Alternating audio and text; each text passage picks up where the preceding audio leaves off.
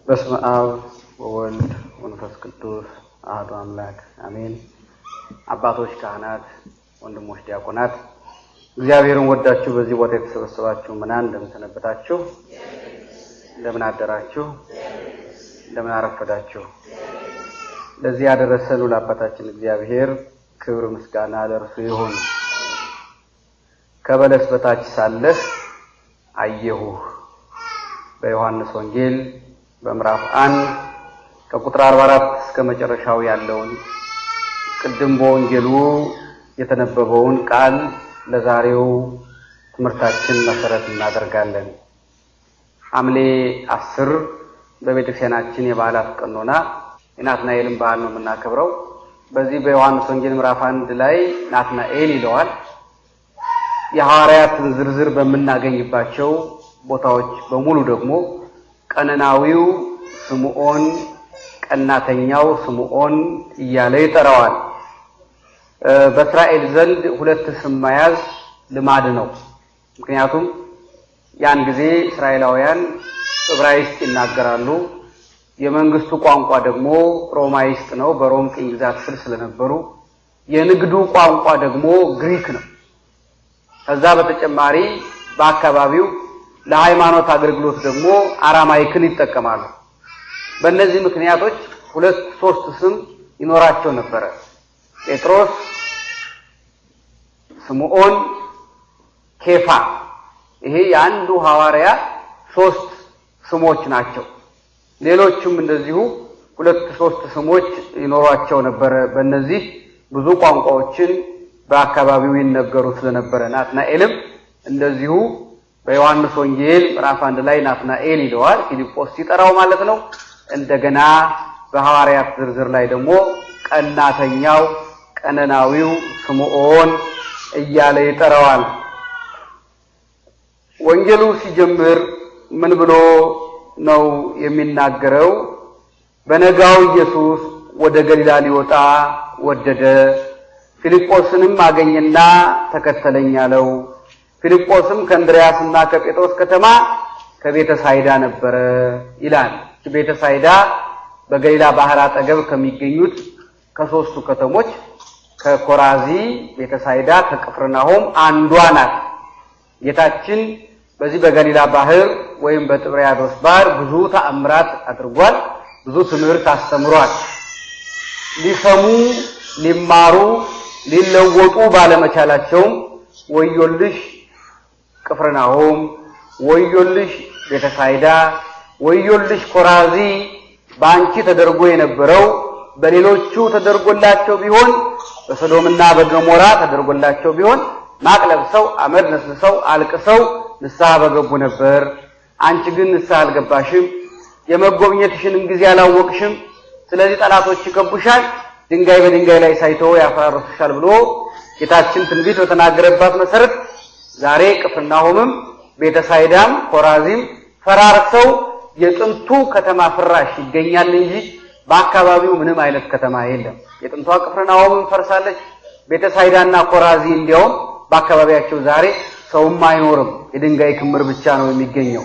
እነዚህ ቦታዎች ጴጥሮስን የመሰለ ሰው፣ እንድርያስን የመሰለ ሰው፣ ፊልጶስን የመሰለ ሰው ያፈሩ ሰው ቦታዎች ናቸው።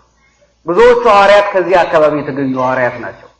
ብዙዎቹ በዚህ ባህር ላይ አሳ ሲያጠምዱ የነበሩ ናቸው። ነገር ግን ምንም ቅዱሳን ከዚህ ቦታ ቢወጡ፣ ምንም ሐዋርያት ከዚህ ቦታ ቢገኙ ቦታዎቹ ንስሐ ሊገቡ ባለመቻላቸው ጠፍተዋል። አሁን መፍራት የኛ ጣፈንታ እንደዚያ እንዳይሆን ነው።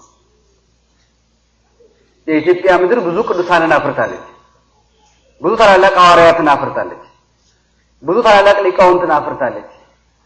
ከ24ቱ ካህናተ ሰማይ 25ኛ ሆነው የቀደሱ አቡነ ተክለ ሃይማኖትን አፍርታለች። በባህር ውስጥ አሳ በሆዳቸው እየደባቸው የጸለዩ እነ ክርስቶስ ሰምራን አፍርታለች። ቁልቁል ተዘቅዝቀው በአናታቸው ቆመው የጸለዩ እና አቡነ ገብረ መንፈስ ቅዱስን የመሰሉ ቅዱሳንን አፍርታለች። ከአንድ ድንጋይ 11 ቤተ መቅደስ በስላሴ ፈቃድ የሚያንጹ እነ ላሊበላን የመሰሉ ቅዱሳንን አፍርታለች። ንግስናቸውን ትተው የመነኑ እና አፄ ካሌብን የመሰሉ ቅዱሳንን አፍርታለች እቺ ቤተክርስቲያን። በድርሰታቸው ያስጌጧት እነ ቅዱስ ያሬድ እና አባ ጊዮርጊስ እነ ርቱዐ ሃይማኖትን የመሰሉ ሊቃውንትን አፍርታለች። ሁሉ ቢሆንም ግን አሁንም አገሪቱ ከአመጽ ህዝቡም ከእግዚአብሔር ከመራቅ ካልተመለሰ የኮራዚ የቅፍርናሆም የቤተሳይዳ ዕጣ ፈንታ አይቀርልንም። ከነዚህ ቦታዎች ሰው ስለወጣ ከነዚህ ቦታዎች ቅዱሳን ስለተገኙ ብሎ እግዚአብሔር አይራራ። የሚራራው የአባቶቻችን ልጆች ሆነን ከተገኘን ብቻ። ቅፍርናሆም ቤተሳይዳ ኮራዚ እድል ነበራቸው። የቅዱስ ጴጥሮስ ቤት ዛሬም ምልክቱ ይገኛል በቅፍርናሆም። ጌታችን ብዙ ጊዜ ያስተማረበት ምኩራብ የቅፍርናሆም ምኩራብ ሮማዊው መቶ አለቃ ያመነበት ያሰራው ምኩራብ ዛሬ ምልክቱ አለ፣ ግን ጠፍቷል ከተማው። ታዲያ የኛ ዕጣ ፈንታ እንደዚያ እንዳይሆን ነው አሁን ትግላችን መሆን ያለበት፣ ጥረታችን መሆን ያለበት። አገራችን ቅድስት ናት፣ አገራችን ንጽሕት ናት፣ ብዙ ገዳማት አሏት፣ 24 ሰዓት ስብሐተ እግዚአብሔር የማይጎርልባት ናት ብቻ እያልን እየተመካን መቀመጡ አያገለግለንም። ቁስጥንጥንያ የዮሐንስ አፈወርቅ መንበር ነበረች። በ381 ዓመተ ምህረት ጉባኤ ቁስጥንጥንያ የተከናወነባት ወነአምን በመንፈስ ቅዱስ እግዚእ ማሕያዊ ዘሰረጸ እምአብ ከአብ በሰረጸ ማሕያዊ በሚሆን በመንፈስ ቅዱስ እናምናለን ብለው አባቶቻችን የመሰከሩበት ጉባኤ የተከናወነበት ናት። እነ ጎርጎርዮስ ዘእንዚናንዙ እነ ጎርጎርዮስ ዘኑሲሱ ያስተማሩባት ናት ቁስጥንጥንያ። ምን ቁስጥንጥንያ ዛሬ የእስላሞች ከተማ ናት።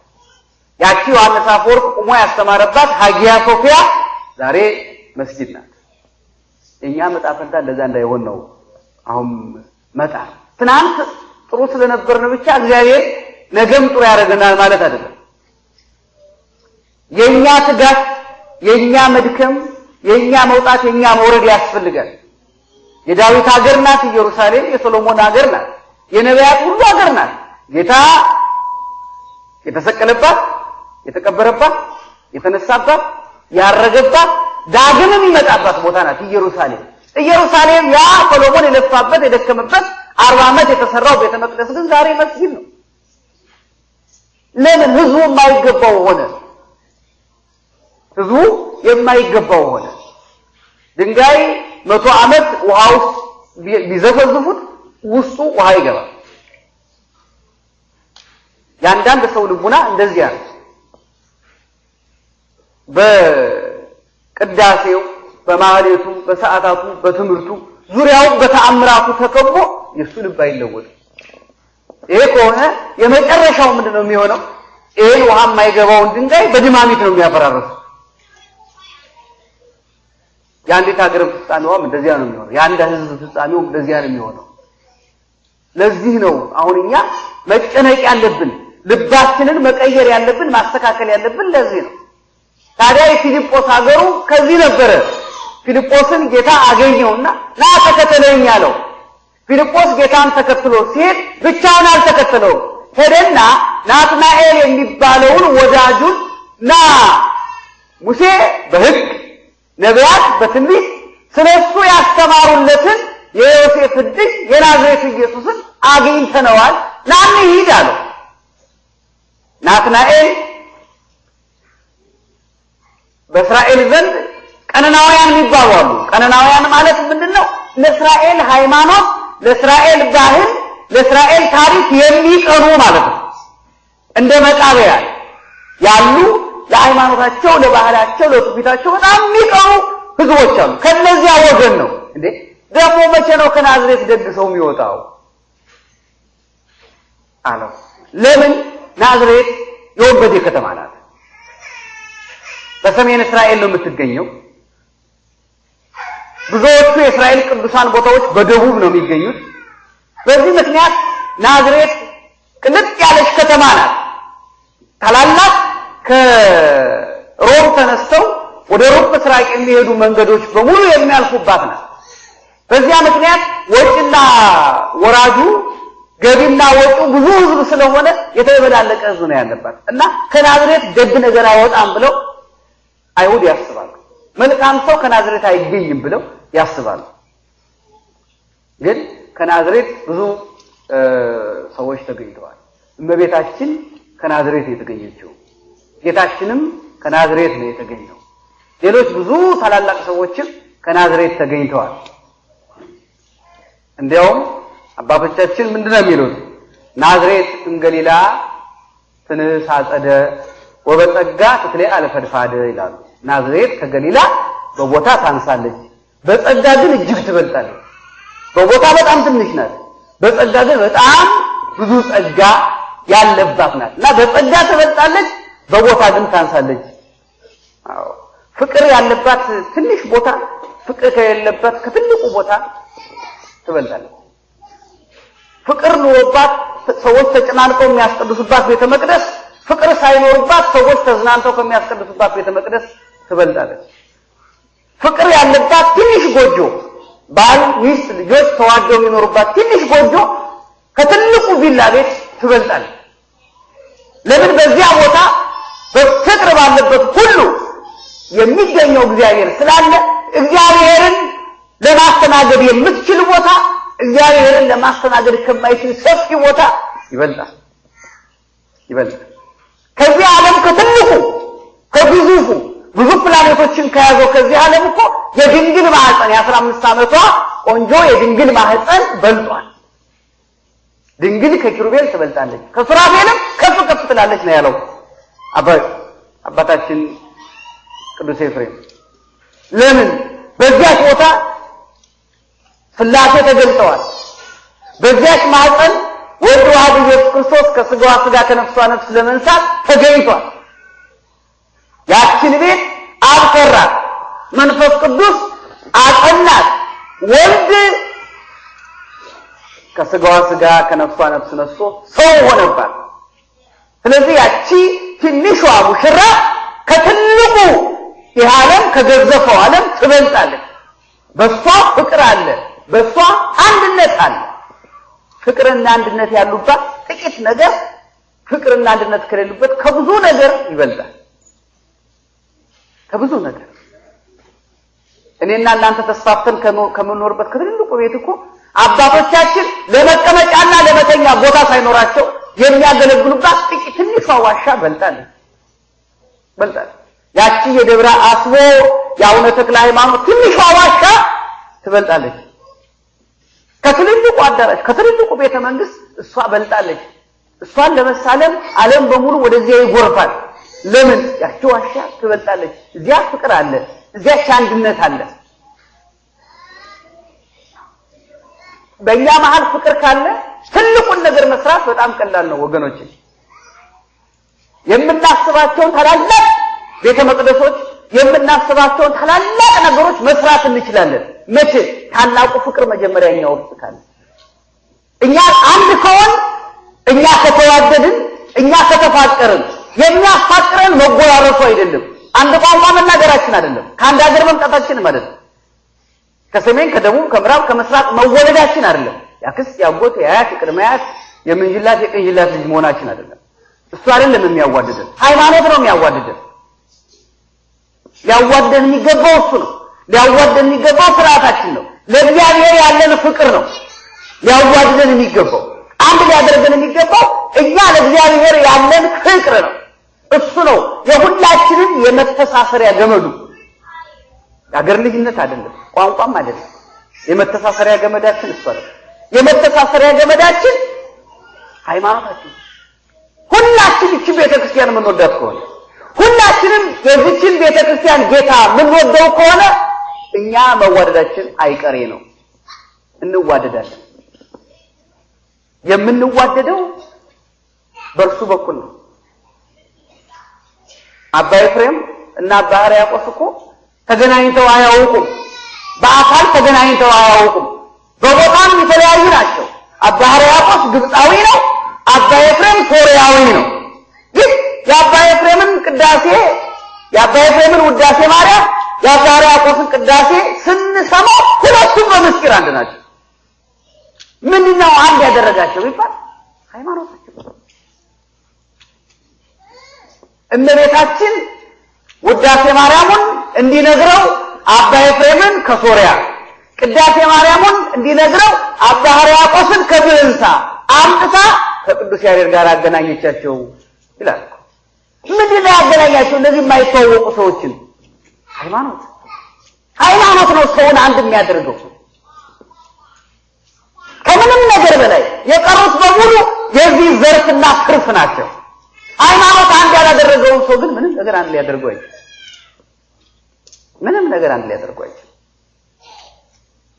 ታዲያ ያቺ ናዝሬት ከዚህ ሁሉ በልጣለች። አይሁድ ቢንቋትም ግንበኞች የናቁት ድንጋይ እሱ የማዕዘን ራስ ሆነ እንደተባለ አይሁድ የናቋት ቦታ እመቤታችን ተገኘችበት። አይሁድ በናቁት ቦታ ጌታ ተገኘ። የገሊላው አንልም፣ የኢየሩሳሌሙም አንልም። የታላላቅ እስራኤል ቦታዎች አሉ እንደ ይሁዳ የመሰሉ። የይሁዳውም አንልም፣ የናዝሬቱ ኢየሱስ ግን እንላለን።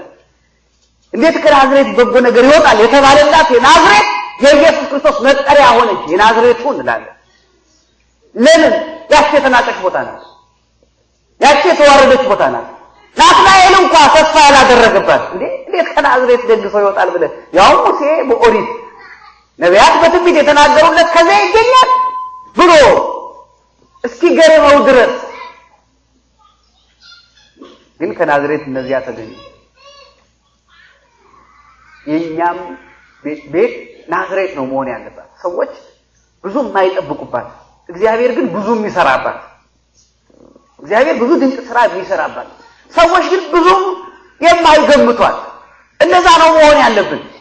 ሰዎች ብዙ ይሰራሉ ብለው የገመቷቸው ሰዎች አሉ። ብዙ ያደርጋሉ፣ ታምር ይፈጥራሉ፣ ምድርና ሰማይ ያገላብጣሉ። አልተቻላቸውም። ብዙ ተጠብቆባቸዋል፣ ብዙ አልቻሉም። እነሱ ገሊላ ሆነዋል፣ ይሁዳ ሆነዋል፣ ሰማርያ ሆነዋል። ብዙ ሰዎች ብዙ የጠበቁባቸው አልቻሉም። ብዙ ሰዎች ደግሞ ብዙ ያልጠበቁባቸው የከነዚህ ደግሞ በጎ ነገር ይገኛል፣ ከነዚህ ደግሞ ምን ይገኛል ያሏቸው ግን ብዙ ስራ ሰርተዋል። ተመልከቱ፣ ይሄ ያለንበትን ሀገር አሜሪካ ብዙ ትልልቅ ሰዎች አሉ። ብዙ በእውቀታቸው የሚመኩ፣ በስልጣነ ክህነታቸው የሚመኩ፣ በታሪካቸው የሚመኩ፣ ከነገስታቱ ከመኳንንቱ ጋር በሰሩት ስራ የሚመኩ፣ ትናንትና እንዲነበርን ብለው የሚመኩ፣ በአያት በቅድመ አያቶቻቸው ስራ የሚመኩ፣ ታሪካቸው ሲነገር የታሪካቸው ዝርዝር ብቻ አንድ ትልቅ መጽሐፍ የሚወጣው ግን ምንም አልሰሩ። በእግዚአብሔር ሲመዘን እንቅብ የሚሞላ 1 ኪሎ የሚሞላ ምንም ነገር መስራት አልቻሉም። ታሪክ ከመንገርና ታሪካቸውን ከማስተዋወቅ ባለፈ ግን ምንም ማያውቅት የተባለው የተናቀው ምንድነው? ደግሞ ከዚህ ከናዝሬት ምን ይገኛል የተባለው ወጣት ነው ዛሬ እየሰራ ያለው። ታሪክ የለውም። እንደ ናዝሬት ነው፣ እንደ ገሊላ የሚጠቀስ እንደ ይሁዳም የሚመካበት አይኖረውም። እንደ ናዝሬት ግን እግዚአብሔር ድንቅ ስራውን እየሰራ ያለ ዛሬ ወጣቱ ትውልድ በአባቶችሽ ፋንታ ልጆች ተተኩልሽ እንደተባለ አባቶቹ እጅ እግር ሆኖ ለአባቶቹ አይን ረዳት ሆኖ ዛሬ የቤተ ክርስቲያንን ህልውና ሃይማኖቱን እየመሰከረ ስርዓቱን እያስጠበቀ ህገ ቤተ ክርስቲያን ለምን ይፈርሳል እያለ ታምር ሲሰራ መጣው ወጣቱ ናዝሬት ብዙ ሰዎች ስለ ወጣቱ ያላቸው አመለካከት ናትናኤል ልክ ስለ ናዝሬት እንደነበረው አመለካከት ከናዝሬት ምን ይገኛል? ከናዝሬት ደግሞ ደግ ነገር ይወጣል እንዳለው ደግሞ ከዚህ ዘመን ወጣት ደግሞ ምን ይገኛል? ኬክ መብላት፣ አይስክሬም ከመላስ፣ ፊልም ከማየት፣ ከመጫወት፣ ከቀልድ ምን ይገኛል ብለው የሚያስቡ ሰዎች ነበሩ። እግዚአብሔር ግን በናዝሬት ነው ስራ እየሰራ ያለው። እግዚአብሔር በናዝሬት ነው ድንቅ ስራውን የሰራው። መልአኩ ገብርኤልም የተላከው ወዴት ነው? ወደ ናዝሬት ነው። በስድስተኛው ወር ገብርኤል መልአክ ናዝሬት ወደምትባል ከተማ ከእግዚአብሔር ዘንድ ተልኮ መጣ ነው የሚለው። ገብርኤልም የተላከው ወደ ናዝሬት ነው። በቤታችንም የነበረችው በናዝሬት ጌታዬ ናዝሬት ኢየሱስ ነው የተባለው። የተወለደው በቤተልሔም ያደገው በናዝሬት ነው። ለምን ነው በቤተልሔም ተወልዶ በናዝሬት ያደገው? የቤተልሔም ሰዎች የማይገባቸው ሆኑ። ጌታ በመካከላቸው ተወልዶ እነሱ ተኝተው እግዚአብሔር ስራ ሲሰራ እረኞች ሲነቁ ሰብአ ሰገል ከሩቅ ሀገር ሲመጡ እነሱ ተኝተዋል። ባለማወቅ ነው የተኙት እንዳለን ያውቃሉ። ማወቃቸውም በምን ታወቀ? ሄሮድስ ሊቃውንቱን ጠርቶ እነዚህ ሰብአ ሰገል የአይሁድ ንጉስ ወዴት ነው እያሉ መጡ። ለመሆኑ የአይሁድ ንጉስ ይወለዳል የሚል በመጽሐፋችሁ አለ ብሎ ቢጠይቃቸው አዎ በነብዩ ተገልጿል። አንቺ ቤተልሔም የይሁዳ ክፍል ይሆንሽ ከአይሁድ ገዢዎች ከቶ አታንሺም፣ ሕዝቤን እስራኤልን የሚጠብቅ ንጉስ ካንቺ ይወልዳል ብሎ እዚህ ቦታ ይገኛል ብሎ ጥቅሱን ከነቁጥሩ ነግረውታል። ያውቁታል ማለት ነው። እያወቁ ነው የተኙት። እያወቁ ነው የተኙት። አውቆ የተኛን ሰው ደግሞ ቢቀሰቅሱትም አይነቃም። ስለዚህ የቤተልሔም ዕድል ለተናቀችው ለናዝሬት ተሰጠ። ነብዩ ስለ ቤተልሔም ነበር የተናገረው። ያንን የመሰለ ዓለም በታሪኳ አንዴ ብቻ ያገኘችው አይገኝም። ያ ዕድል ተደግሞ አይገኝም። ጌታ እንደገና አይወለድም። እንደገና በከብቶች በረት አይገኝም። እንደገና እንደ ሰብአ ሰገል እጅ መንሻ አይቀበልም። እንደገና የእረኞችን ምስጋና ለመቀበል ቤተልሔም አይወርድም። አንዴ ብቻ በታሪክ የተገኘ ዕድል ነው። አመለጣት ቤተልሔም። እንዳያመልጣት ስንቶች እኮ እንደ ቤተልሔም አምልጧቸዋል። እግዚአብሔር ከነሱ ጋር መጥቶ ግን አምልጧቸዋል። ተኝተው ሲያንቀላፉ በሐሳብ ተጉዘው ከበረከቱ ሳያገኙ ስንት አምልጧቸዋል። በየአካባቢያችን ስንት ነገር ነው ያመለጠን። አጠገባችን ቅኔው ሲፈስ፣ ዜማው ሲፈስ፣ ትርጓሜው ሲፈስ የጎረቤት ጠበል የቆዳ መንከሪያ ነው እንደሚባለው ሆኖ ከዚያ አንዲትም ነገር ሳንጠጣ ስንት ዕድል አመለጠ። ስንት ዕድል። ዛሬ የደብረ ሊባኖስን ጠበል ከየት እናገኘው? የእንጦንጦን ጠበል ከየት እናምጣው? የአክሱምን እምነት ከየት እናምጣው? የላሊበላን አፈር ማን ያምጣልን? ወደ ዝቋላ ማን ያውጣል? ወደ ዋልድባስ ማን ይወሰድን? አጠገባችን እያለ ግን ምንም አልመሰለንም ነበር። ምንም አመለጠን ማለት ነው። እንደ ቤተልሔም ሰዎች ብዙ ሰዎች ኢትዮጵያ እያሉ ስለ ቤተክርስቲያን ብዙም ግድ አልነበራቸው። አያስቀድሱም፣ ጉባኤ አይማሩ፣ አይሄዱም፣ የንስሐ አባት አልነበራቸውም፣ የቤተ ክርስቲያንን ስርዓት አልተማሩም። አሜሪካ መጡና በየቤተ ክርስቲያኑ ሰው ጠፋ ተብሎ እንግዲህ ጋኖቹ ሲጠፉ ምንቸት ጋን ይሆናል እንደሚባለው በየቤተ ክርስቲያኑ በሰብካ ጉባኤ በቦርድም በምንም እየተመረጡ ገቡ። ምኑን ከምኑ ያድርጉት? ዓለሙያ ነውና አስቀድሞ ያልተሰበሰበው ምን ይደረግ? የጠላውን እህል የእንጀላ እህል አደረጉት። ለዳቦም የሆነው ለጠላ አደረጉት። ለወጥም የሆነው ለበርበሬ አደረጉት። ተደባለቀ፣ ተቀላቀለ። አስቀድሞ ያልያዙት እንዴት ይሆናል?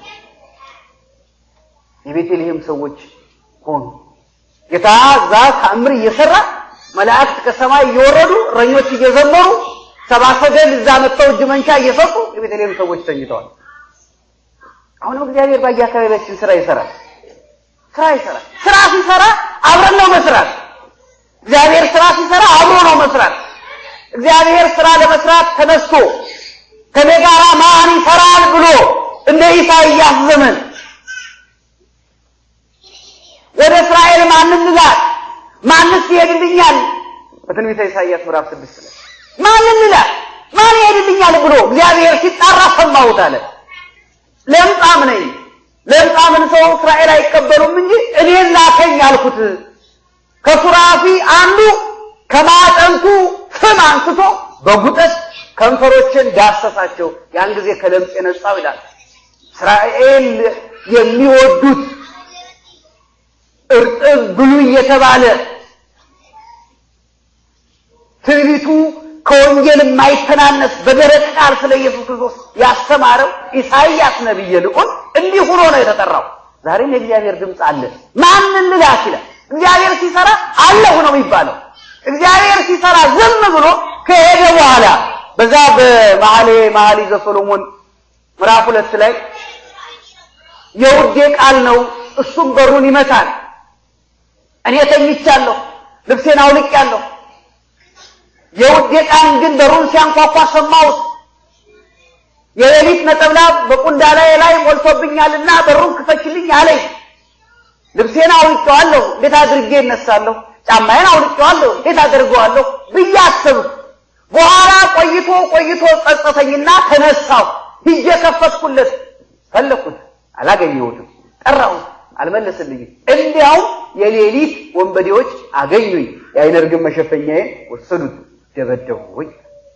ሲያንኳኳ አልከፈተችም። ከሄደ በኋላ ነው የተከተለችው። ከሄደ በኋላ የሚከተሉ ሰዎች እንዳይመጡ ሁላችን እግዚአብሔር ሲሰራ ነው አብሮ ነው መስራት። እግዚአብሔር ሲሰራ አብሮ ነው መስራት። ብዙ እስራኤል እኮ ያሾፉ ነበር፣ ይቀልዱ ነበር።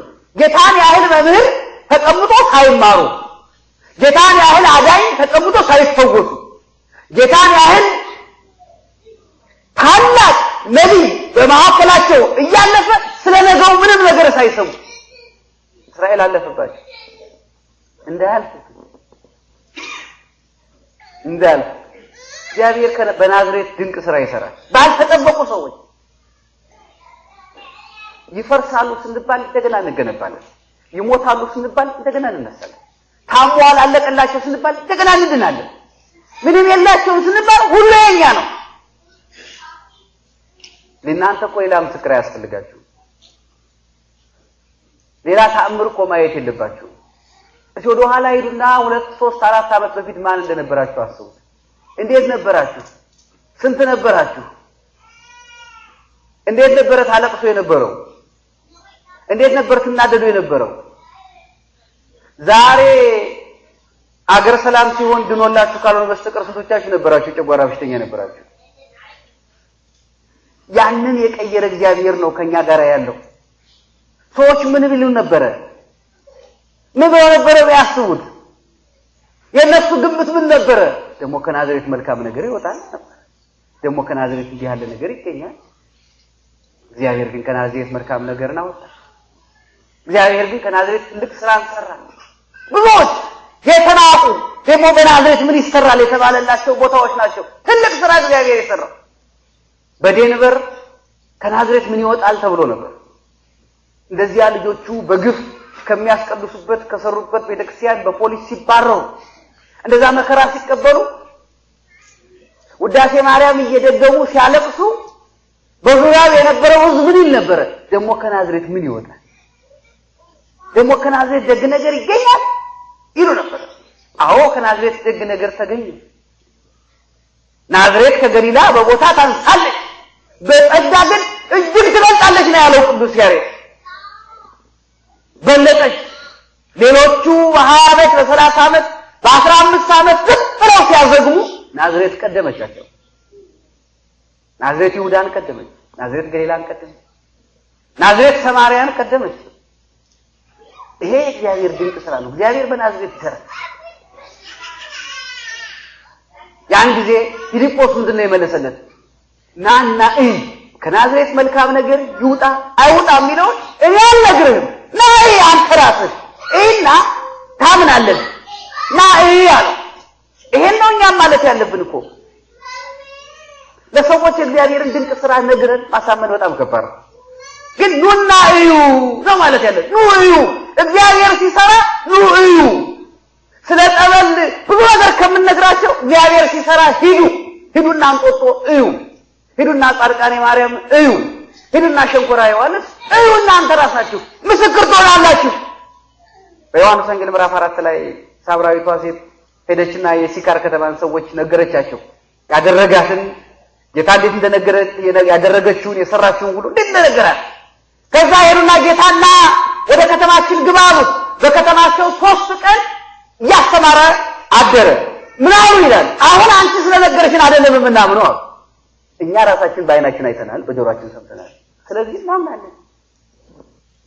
ወሰዷቸው። ያን ጊዜ አሁን እኛ ባይናችን አይተናል ይላል። አሁን በጆሮአችን ሰምተናል። ስለዚህ እናምናለን እግዚአብሔር እንደሚሰራ ያን ጊዜ እናምናለን ይላል። ናይ ነው ያለው። ና አንተ ራስህ ከናዝሬት ምን እንደሚወጣ መጥተህ እኛም ሰዎች እንደዛ ነው ማለት ያለብን። በእነሱ ላይ አንዘንባቸው፣ አናኩርፋቸው፣ አንጥላቸው፣ ቂማን ያዝ፣ ለበቀልም አንነሳሳ። ግን ኑና እዩ እንበል። ኑ እዩ እግዚአብሔር በናዝሬት የሚሰራውን ኑ እዩ። ያን ጊዜ ኢየሱስም ናትናኤልን ወደ እርሱ ሲመጣ አይቶ ስለ እርሱ ተናገረ። ፊልጶስ ናትናኤልን ይዞት ሲመጣ ነዋ በአማን እስራኤላዊ ዘአልቦ ጽልሁት፣ እውነተኛ እስራኤላዊ ተንኮል የሌለበት ይኸውና፣ እውነተኛ እስራኤላዊ ተንኮል የሌለበት። ናትናኤል ገረመው። የት ታውቀኛለህ አንተ? እኔ እውነተኛ ሆነ አለመሆኔ ተንኮል ይኖርብኝ አይኖርብኝ የት ታውቀኛለህ አለ። ፊልጶስ ሳይጠራህ በፊት በለስ ስር እያለህ አውቀሃለሁ አለ። ፊልጶስ ሳይጠራህ ገና በፊት ከበለስ ስር እያለህ አውቀሃለሁ አለ። ያን ጊዜ ናትናኤል ምን አለ? መምህር ሆይ አንተ የእግዚአብሔር ልጅ ነህ፣ አንተ የእስራኤል ንጉሥ ነህ አለው። ከናዝሬት ምን ይወጣል እያለ የመጣው ሰውዬ አንተ የእግዚአብሔር ልጅ ነህ ብሎ መሰከረ።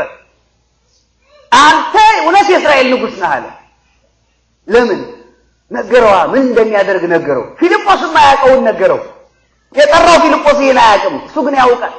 እናቱ ሄሮድስ 2 ዓመት የሞላቸውን ሕፃናት ሲያስጨፈጭፍ በለስ ዛፍ ስር ደብቃ ነበር ያተረፈችው። ያን ጊዜ እናትህ በለስ ዛፍ ስር ደብቃ ስታተርፉት የጠበቅኩህ እኮ እኔ ነኝ አውቃለሁ ነው ያለው። ይሄን ማንም አያውቅም። ይሄን ታሪክ ማንም አያውቅም። ሁለተኛ ደግሞ በለስ ዛፍ ስር እየተደበቀ የሚሰራው ኃጢአት ነበረው። ያቺ በለስ ዛፍ ስር እየተደበቀ የምትሰራትን ኃጢአት እኮ አውቃለሁ ነው ያለው። ደነገጠ። መምህር ሆይ አለ። 3 ምስክርነት እኮ ነው በአንድ ጊዜ የተናገረው። መምህርነቱን መሰከረ። ከናዝሬት ደግሞ ምን ይወጣል? ደግሞ ከሱ ጋር ሂጅ ልማር ነው ያለው። መምህር ነህ አለ። የእግዚአብሔር ልጅነቱን መሰከረ። አንተ የእግዚአብሔር ልጅ ነህ አለ። የእስራኤል ንጉሥ ነህ ብሎ መሰከረ። ከዚህ በላይ ምስክርነት ምን አለ? ከበለስ በታች አውቃለሁ። ከበለስ በታች ያውቀናል። እናንተ ነበር እግዚአብሔር ስለማያውቀን አይደለም። እኔንም እናንተንም ስናገለግል ዝም የሚለው ስለጠፋው አይደለም፣ ያውቀናል።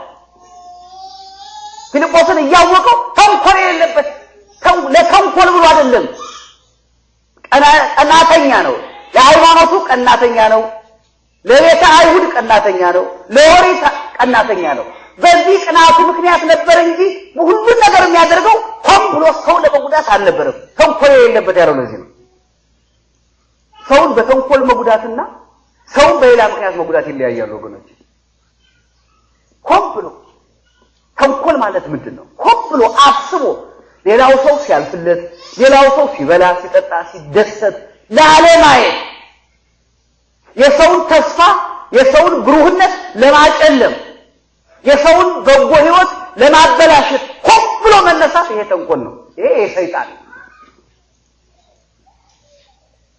ለዚህ ተንኮል የሌለበት የዋህ እስራኤላዊ እውነተኛው እስራኤላዊ ይሄ ነው።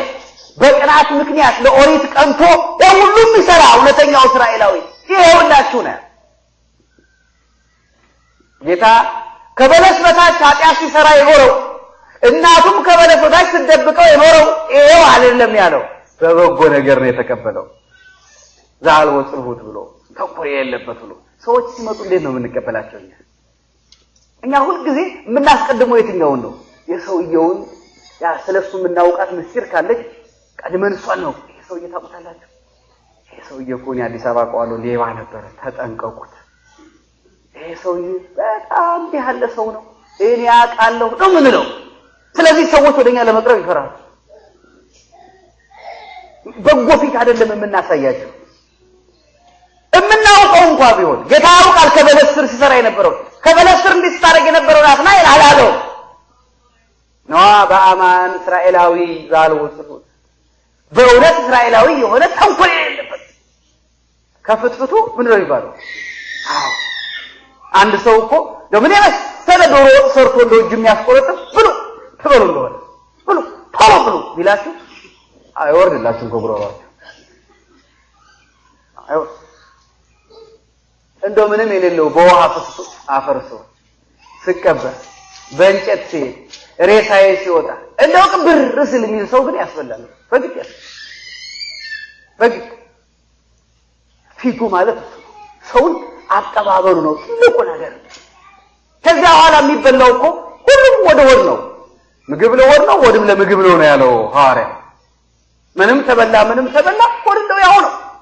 ዶሮም ብትበሉ ሽሮም ብትበሉ ሆድ አይናገርም፣ ይዞ ዝም ነው የሚለው። እግዚአብሔር ከሰራው ደግ ነገር እኔ የምለው አንዱ አሁን ዶሮ የበላው ሰውዬ የተለየ መታወቂያ ቢኖረው፣ ሽሮ የበላው ሰውዬ ሆዱ ሌላ ነገር ቢሆን እንደው ሰው እንዴት ይቀመጥ ነበር? አይቀመጥም። ሽሮም የበላው ምንም የበላው ግን ያው ሆዱ በቃ ዝም ነው የሚለው። በዚህ እግዚአብሔር ደግ ነገር ሰርቷል በእውነት በዚህ ትልቅ ነገር ከፍትፍቱ ፊቱ ሆድማ በቃ ምንም ቢበላ ምንም ግን መጀመሪያ አቀባበሉ። እኛም በቤተ እግዚአብሔር እንደዛ ነው ማድረግ ያለብን። ለሰዎች ሁሉ ቀና ነገር ነው ልናስብ የሚገባው። አሁን እኛ ዘንድ እየጠፋ የመጣው ነገር ለሰው ቀና ማሰብ። ሰው በቀና ነው መጀመሪያ ማየት፣ በመልካም ሲያጠፋ መምከር፣ ሲያጠፋ መገሰጽ ነው እንጂ ሰውን መጀመሪያ ክፉውን ነገር አስቦ አይደለም ማሰብ። ይሄ ሰውዬ ሰይጣን ቢሆንስ ብሎ አይደለም ማሰብ። ይሄ ሰውዬ መልአክ ቢሆንስ ብሎ ነው መጀመሪያ ማሰብ። ሰይጣንነቱ ራሱ በኋላ ይገለጣል። በኋላ ይበጣል ሰይጣንነቱ። ሰይጣን መልአክ መሆን ነው የሚያቀተው እንጂ እኮ መልአክን ወደ ሰይጣንነት መቀየር በጣም ቀላል። ግን ሰይጣንን ወደ መልአክነት መቀየር አልተቻለም። ሰይጣንን ሰው ማድረግ አልተቻለም። ብዙ ሰዎች ግን ሰይጣን መሆን ችለው። ስለዚህ ሰዎች ናቸው ብለን ነው ማሰብ። ሰይጣንነታቸው በኋላ ይመጣል። በጎ ነገር ለሰዎች ቅን ማሰብ፣ ሰዎችን በበጎ ነገር ማሰብ። አለበለዚያ ሁልጊዜ ሰዎችን በተንኮል የምናስባቸው ከሆነ በክፋት የምናስባቸው ከሆነ አንዳንዴ ያላሰቡትንም እናሳስባቸዋለን፣ የማያውቁትን እንነግራቸዋለን። አገር ቤት እኮ ብዙ ሰው የሚያብደው በህሊናው ብቻ አይደለም። ዝም ብሎ አንዱ ሰው እብድ ብሎ ይጀምራል። ያምብ ሲለው ያብዳል። በቃ አማራጭ የለውም። አንዴ እብድ ተብሏል። ምን ማድረግ ይችላል? እብድ አይደለሁም ቢል የሚያምነው ስለሌለ የተሻለው አማራጭ ማበድ ብቻ። ያን ሰውዬ ግን ጤነኛ ነህ እኮ ቢሉት እየቆየ የተሻሻለ ይላል። እኛ እንደዛ ነው ሰው የምናሳብደው። ጤነኛውን ሰው እብድ እንለዋለን። ምን ማድረግ ይችላል? የማይሰርቀውን ሰው እኮ ሌባ ብትሉት በቃ ሳልሰርቅም ሌባ ከተባለ ሰርቄ ይለፍልኝ ወደሚል አማራጭ ነው የሚሄደው። ወድሶ ለሰበዘ ኢኮነ ይላሉ አባቶቻችን። ሰውን ባልሆነው ነገር እንኳን ቢሆን አመስግነው ማለት ነው። ባላደረገው ነገር አንተ ሰርተህ እሱ ባልሰራው ስራ ብታመሰግነው ራሱን ይመተዋልና ለሚቀጥለው ይዘጋጃል። ይሄን ምንጣፍ እንዲያነጥፍ ተሰጥቶት የነበረው ሰውዬ ሳያነጥፈው ቀርቶ ሌላ ሰው አንጥፎ እንደው ዛሬ እኮ እንዴት አድርገን ያነጥፈው ጥሩ አድርገን ያነጥፈው ቢባል ይደነግጣል። እዚህ ሰውዬው እውነታቸው ነው ውሸታቸው ነው? እኔ አይደለሁም እኮ ያነጥፍኩት ይላል። እየቆየ ራሱን ይመተዋል። ግን ለምን አላነጥፍኩም ለምን ያላደረኩም ቢባል በቃ እንደውም አላነጥፍም ወደሚል ሰይጣናዊ ልክ ውስጥ ይገባል። ልክ ደግሞ ምላጭ ያስወጣል። ለዚህ ነው ወድሶ ለሰበዘ ኢኮነ። ሰው ባላደረገው ነገር እንኳን ባልሰራው ነገር እንኳን ብታመሰግነው ሳልሰራ እንዲያመሰግነኝ በሰራማ እንዴት ያደርጉኛል ብሎ የበለጠ በጎ ነገር ያስባል። ለልጆቻችንም ይሄን ነው ማስተማር ያለብን። መልካም ነገር፣ መልካም ቃላትን፣ መልካም ንግግርን፣ መልካም አስተሳሰብን፣ በጎ ህሊና ነው ማውረስ ያለብን።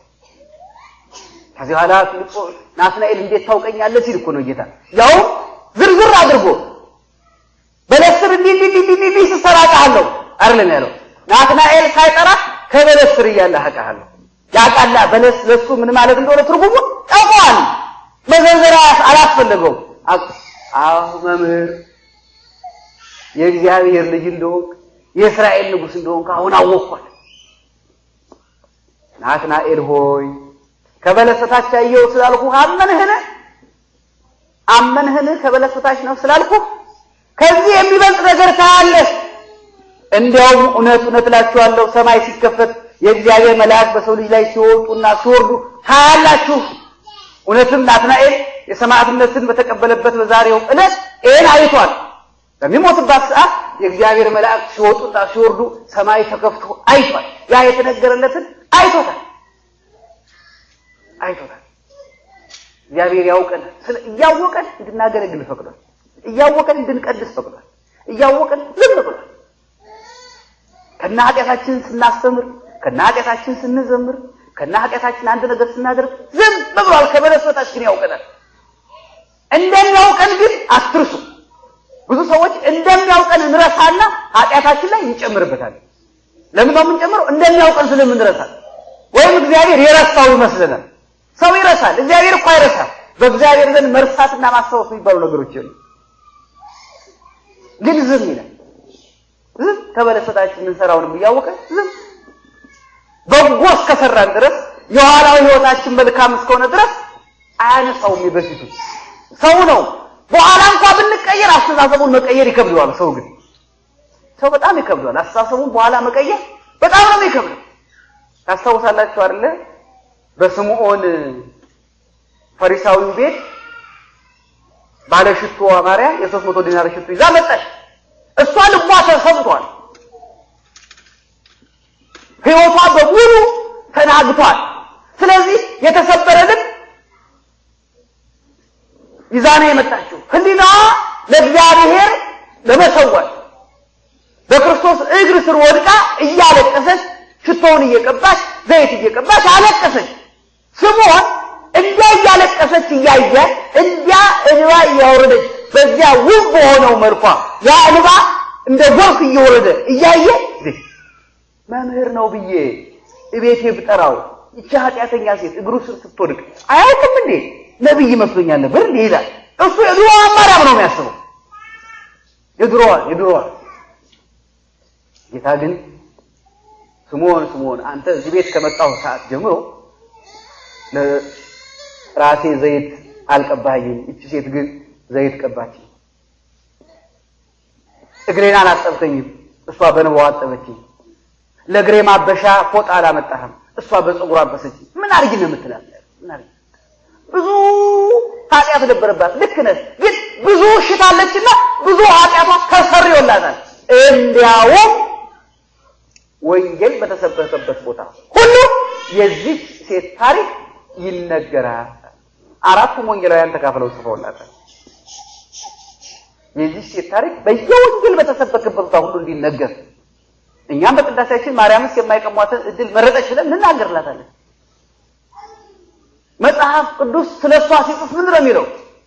ባለሽቱ ማርያም፣ የአልዓዛር እህት ማርያም፣ የማርታ እህት ማርያም፣ ማርያምን ተፍረት እያለ ነው እንጂ የሚጽፈው እንዲህ ነበረችው አይ ለምን? በቃ ማልቋል፣ ተሰርቷል እኮ እሱ የተዘጋ ፋይል በቃ ተዘግቷል። እሱ ፋይል ተደምስሷል እኮ። እግዚአብሔር እንዲህ ነው የሚያስበው። እኛ ግን ሆናውን እሺ እንላለን አንልም። አሁን እንደው ማርያምን ተፍረት እዚህ ብትመጣ እናዘምራታለን። ይዳርክ እቺ እንደዚህ የነበረች አለች ተጠንቀቁ ነው። መጀመሪያ በበጎ ነው ማሰብ። መጀመሪያ በበጎ ነው። ያለፈውን ጌታ ረሳ፣ ተው፣ ዘጋው። አዲሱን ናትናኤል ተቀበለው። እኛ እንደዛ ነው የሚቀበለው እግዚአብሔር። ከተል እስከመጣን ድረስ እስካለቀስን ድረስ የሽቱ ብልቃጣችንን እስከሰበርን ድረስ እግዚአብሔር ያለፈውን ፋይል ይዘጋል። የማርያም መግደላዊትን ፋይል ዘግቷል። የፋያታዊ ዘይማንን ፋይል ዘግቷል። የብዙዎችን ፋይል ዘግቷል። ከአዳም በፊት ገነት ማን ያስገባላው? ሰው ቢሆን እንደዛ ያደርጋል? ሽፍታ አብርሃም እያለ ይስሐቅ እያለ ያዕቆብ እያለ ከአዳም በፊት እንዴት ሽፍታ ይገባል? በእግዚአብሔር ዘንድ ይቻላል። ለሰው የማይቻል በእግዚአብሔር ዘንድ ይቻላል። ስለዚህ ይሄን ሁሉ እያወቀ ግን እንድንቀድስም እንድናስቀድስም እንድናገለግልም ፈቅዷል። ለዚህ ነው ምስጋና እኮ የምናቀርብለት። ሌላ መሰላችሁ የምናመሰግነው እግዚአብሔር ይሄን ሁሉ እያየ ዝም ብለን የሚለው ጌታ፣ ይሄን ሁሉ እያየ ለፈቀደው ጌታ፣ ይሄን ሁሉ እያወቀ ማንነታችንን እያወቀ ከሚገባን በላይ እንኳን ስናደርግ አይ አላቅምህ ነው የማይለው ጌታ። አንተ እንዴት እንደዚህ ታደርጋለህ? ይሄ አንተ አይገባም የማይል አምላክ እንዴት ማመስገን ይነስ? የፊልጶስ አምላክ እግዚአብሔር ሀገራችንን ቤተክርስቲያናችንን እኛም ሁላችንን የሚጠብቀን የእግዚአብሔር ቸርነት የድንግል ማርያም አማላጅነት አይለየን።